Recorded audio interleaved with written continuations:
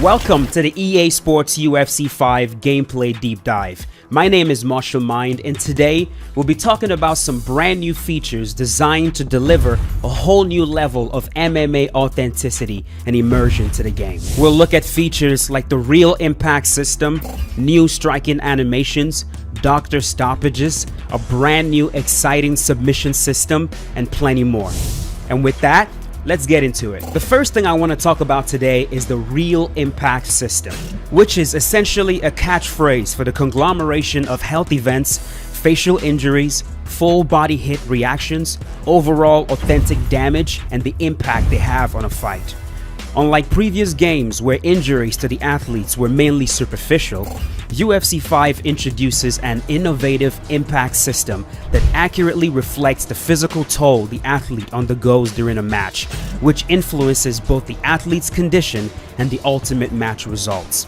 This is demonstrated visually with the all-new damage icons. Now, before we get into these icons, I can't stress enough just how much more impactful this new damage system is going to be in UFC 5. The few times that I've played against another player, every single time I got cut, it was like, oh my god, you really got to reevaluate what you're doing. You got to watch out. In UFC 5, as you guys are going to see once we start talking about these damage icons in a moment, getting cut, getting damaged, it really means something and has an impact in the way the fight actually plays out. The vision penalty icon appears when an athlete gets cut in areas of the face where bleeding could lead to visual impairment, like the brows, the eye, the forehead, etc. This leads to an increase in the amount of damage you take on the affected side while the penalty is active. If no further impact occurs to the affected location in 30 seconds, the penalty is lifted. The penalty is also lifted at the start of a new round. The breathing penalty icon appears when an athlete sustains an injury to the nose or mouth. This impact will decrease the short-term stamina recovery for as long as the penalty is active. If the athlete can protect against subsequent damage to the affected area, the penalty will be lifted in 30 seconds or at the start of a new round. The stun icons are broken down into 3 different icons: the head stun icon, the body stun icon, and the leg stun icon. The head stun icon appears as the result of any health event to the head. The body stun icon appears as the result of any health event to the body, and the leg stun icon appears as the result of any health event to the leg. The health icons are also broken down into 3 different icons: the heart icon, the arm health icon, and the leg health icon. These icons authentically represents the effect a submission attempt can have on an athlete. The heart icon appears when a player loses a chunk of their maximum stamina due to a deep choke. The goal here is to accurately represent how chokes, especially deep ones, can negatively affect an athlete's overall stamina. The arm health icon is meant to signal a loss in maximum block health due to a deep arm submission. Whether it's an armbar or a kimura, overextending the arm realistically leads to a reduction in blocking ability, and UFC 5 represents this authentically. The leg health icon signals a loss in permanent leg health when a player survives a deep leg lock. Leg locks, of course, are some of the most potent submissions an athlete can endure. So whether it's a deep heel hook or a calf slicer, surviving will not leave the athlete unscathed, and UFC 5 authentically represents this reality. The next thing we'll take a look at is doctor stoppages. For the first time in the EA Sports UFC series, the doctor stoppage will now be another viable way for players to end a match. The doctor stoppage icon will appear initially as a result of any facial injury, not including injury to the mouth. At first, the icon appears yellow, but as subsequent impact is received on the affected area, the icon will appear more red. The more red the icon becomes, the closer the ref is to halting the match briefly and requesting a doctor check. If the doctor examines the injury and determines it is not severe enough to warrant a stoppage, he will exit the cage and the match will continue. However, if he examines the injury and determines that it is indeed significant enough, he will signal to the ref and the match will end. The introduction of doctor stoppages to UFC 5 is just another way that the game truly delivers an authentic mixed martial arts experience. But it also adds another layer to gameplay. Being defensively sound has never been more important, and because of this, there has been some significant enhancements to the core defensive tools in the game. Footwork, blocking, head movement, and lunges have all received significant upgrades, resulting in a substantial improvement in their reliability for defensive maneuvers. Now, this is an area that a lot of players definitely complained about in UFC 4, right? Like, pressure is too strong, block breaking is too strong, being defensively sound in UFC 4 is not as easy as it's supposed to be. And don't get me wrong, in UFC 5, when you run into a player that knows exactly what they're doing, you can definitely still get run down with strikes. But as we start talking about these new defensive tools in UFC 5 and how they've been upgraded, how they've been buffed, once you master these and once you start using them as intended, you're going to notice you'll have a lot more success in UFC 5 than you did in UFC 4 when it comes to dealing with pressure and just overall aggression. In UFC 5, head movement in all directions is far more responsive. It is faster and it costs less stamina. In addition to that, the vulnerability incurred while using head movement has been reduced. Altogether, these advancements collectively establish head movement as an even more potent defensive tool in UFC 5. Lunges will now also cost less stamina as well as concede less vulnerability, which means players will be able to use them a bit more freely compared to UFC 4. And let's not forget about footwork. The significance of the footwork stat has been amplified in UFC 5, specifically when it comes to locomotion. Athletes with a high footwork stat will move noticeably faster, and athletes with low footwork stats will move slower. So if your goal is to operate from the outside and be slick and run circles around your opponent, this will be a much more viable strategy in UFC 5. Now, this topic of defense has always been a nagging issue in the EA Sports UFC community, and I really wanted to dive a bit deeper into this just in case I missed something, which is why I sat down with Yves Gomez, an EA Sports UFC developer who, by the way, used to be a game changer. Some of you probably already know who this is. He explained to us a little bit deeper in regards to what we've already talked about, right? With the head movement, the lunges, the locomotion. He goes a little bit deeper and not only explains to us what they did, but also why they did it. What was the logic behind why they made those decisions that they made? So here's Yves talking about these changes. All right, so can you talk about how vulnerability is going to affect head movement in UFC 5?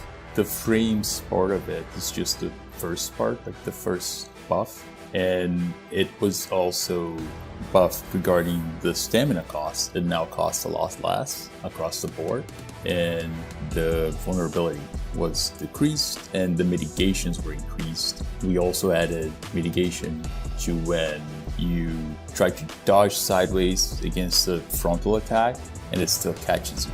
So if you're trying to dodge a jab but you don't get out of the way in time, it will still grant you a little bit of vulnerability because you're slipping out of the way. So it's like the punch is glancing off your face.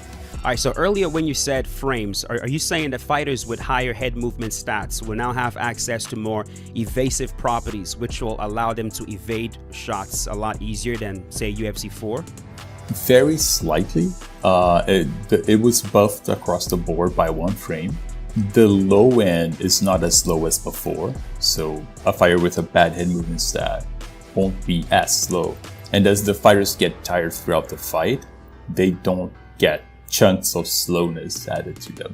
Yeah, but overall, the timing of it is slightly faster and varies more granularly. And what about with lunges when it comes to vulnerability? Has that been reduced, increased? Like, what are we going to see in UFC 5 when it comes to that? When you lunge away from a strike, you take less damage. What about when you lunge directly into a strike? Are we still going to have vulnerability with that? Has that been increased? Has that been reduced? That gives you vulnerability, which has been decreased. Yeah, it was a bit much. Yeah, it was like maybe the most common way of getting like a flash KO. You could see it a lot. And in terms of the footwork stat, right? Like showing the changes between the fighters that are faster and fighters that are a bit slower. Like we're definitely getting a bigger difference between those two fighters in UFC 5, right? Yeah, in comparison to UFC 4, yeah, there's a bigger contrast now. More precisely, the high end stays the same. So someone with maxed out footwork stat will remain just as fast. The change is that someone on the low end of it will be slower. Defense is not the only important aspect of a match though, and in UFC 5, going on the offense has never felt better. UFC 5 introduces brand new animations for punches, kicks, elbows, and knees. To talk about a few, the new leg kick animation is beautiful and the knees are so realistic and powerful looking. The new pivot left hook animation will come in handy when dealing with pressure, and the new front kick to the body animation is snappy and beautiful. But that's not all. With the power of next generation graphics, visual cues, as well as hit reactions showing just how impactful strikes are, have all been amplified.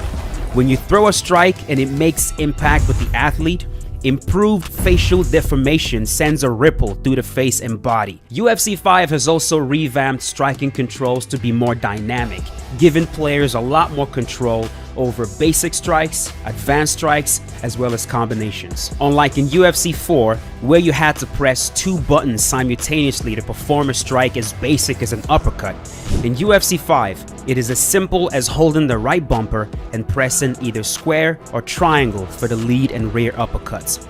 A new dedicated spin input has also been introduced to the game. And so rather than having to remember a multitude of button combinations for different spinning attacks, the X and circle buttons pressed together will always result in a spin. And when you pair that with another button input, like circle for example, your fighter will perform a turning side kick to the body. The button input to initiate a clinch has also changed, and it's a change that I personally really appreciate. It now maintains a uniformity with the takedown input, which enhances the overall experience. In UFC 5, triggering a clinch is as simple as simultaneously pressing square and X. But that's not all that was done to the clinch. And I definitely had to find out from Eves if anything has been done to improve the clinch from UFC 4, because I know I'm not the only one that's curious about this. A lot of players who had issues with the clinch, because let's be honest, man, it was a sore spot in UFC 4. A lot of those same players are going to be very curious. What was done? How was it improved? What changes are we going to see that will make our quality of life a lot better in UFC 5 in regards to the clinch? So here's Eves giving us some insight into what was done to the clinch in UFC 5. Yeah, so we did a few things. The main thing is that it is easier to prevent people from clinching you by striking them. This one frustrating thing is that, okay, they're going to clinch me, I'm just going to punch out of it. But in UFC 4, almost always you would punch them and they will clinch you through it as an exchange. Exchanges into the clinch can still happen, but if you're punching someone with a straight attack, we figured that it would make sense that that should be the thing that would kind of push their face away, not let them clinch you. So any jab with straight will nullify a clinch attempt. Now, furthermore, any retreating attack, like any sort of retreating attack, makes the clinch not stick to you. You're moving away, right? So they can't clinch you if you're using a retreat attack. And we made more subtle changes to the flow of when you're striking someone as you're trying to escape the clinch. For a specific window, they can't block when they're actually exiting, right? That is still possible, but it is harder to do now, and it is especially harder from the cage single under position. But the defensive striking, the clinch, is generally more powerful than it seems. The truth is that if people clinch you through your strike, you actually have the upper hand. If you continue to strike, it will take them out of what they're trying to do. Like it will interrupt the knee that they try to throw you and stuff like that. Now let's delve into what I consider to be the most exhilarating transformation in EA Sports UFC 5. The seamless submission mechanics. For the first time in EA Sports UFC history, submissions are now performed without relying on a minigame. In earlier iterations like UFC 4, triggering a submission, be it a joint lock or a chokehold, necessitated engaging in a minigame to secure or counter the move. This element was somewhat detached from the core grappling system. However, in UFC 5, this dynamic has been seamlessly integrated, making a groundbreaking evolution. Allow me to explain. Upon initiating a submission in UFC 5, for example, a guillotine, you'll have two choices.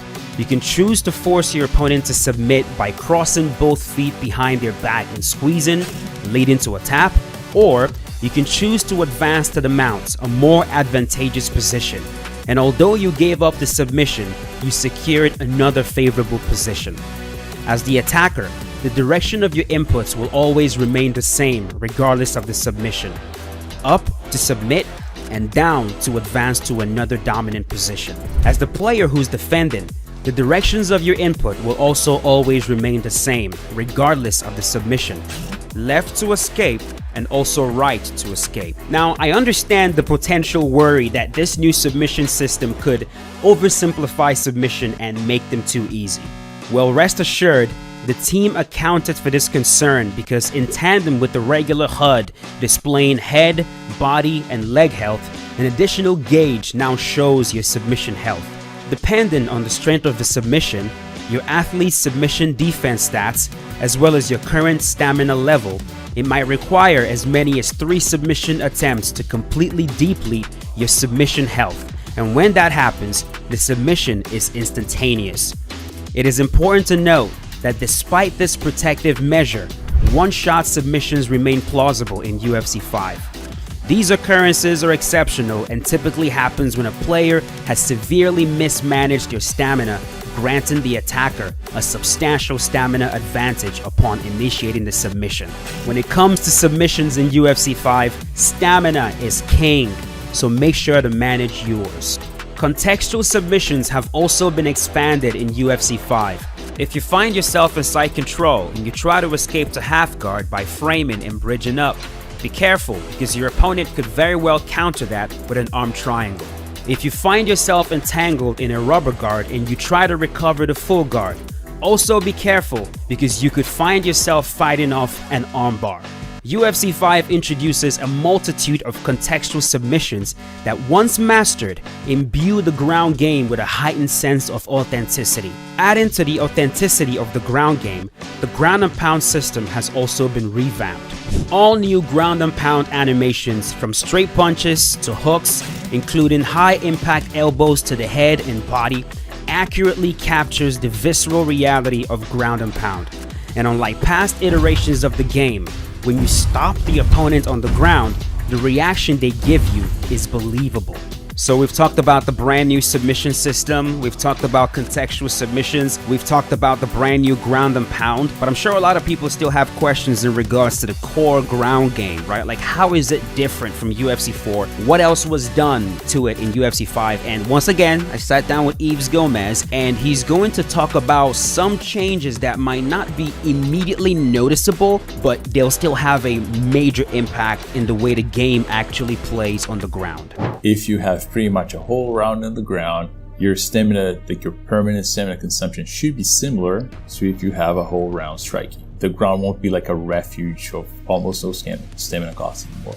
With the new submission systems, seamless submissions, we added a lot of depth, but we didn't want it to be intimidating for new players or players who are starting to grapple. You can play grapple assist within submissions. It all flows like for a casual player, like it's pick up and play.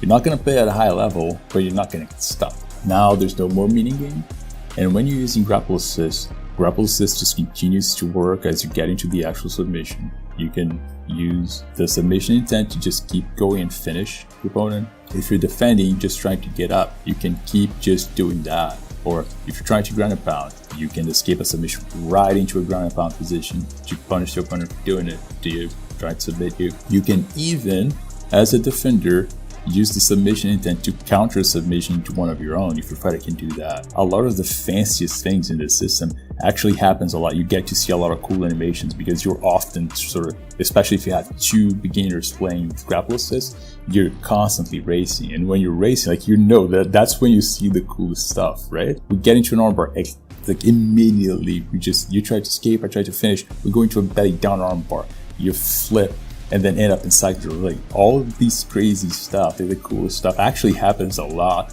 when you're playing as a beginner. In your own pace, you can start to explore depth and changing your controls and so on and so forth. And there are more changes to the ground.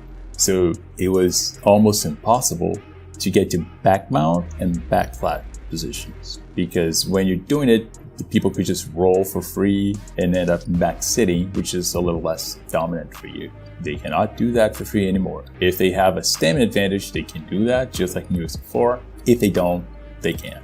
So now there is a new contextual transition there for when you're trying to get back mount and they're trying to roll. It's a brand new result. I won't say what it is, but it's not back sitting. Now it should be much more viable to get to the actual back mount and back flat and use the submissions from there, which are supposed to be very juicy, and they are. With the real impact system, intuitive striking controls, improved defensive tools, and all new submission mechanics, EA Sports UFC 5 offers the most immersive, authentic, and exciting mixed martial arts gameplay experience to date.